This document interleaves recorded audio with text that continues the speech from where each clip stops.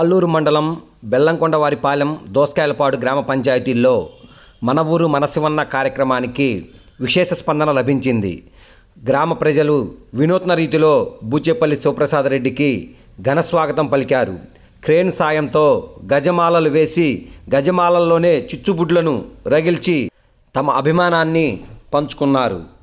ఈ సందర్భంగా అధిక సంఖ్యలో ప్రజలు హాజరై బూచేపల్లికి ఘన స్వాగతం పలికారు.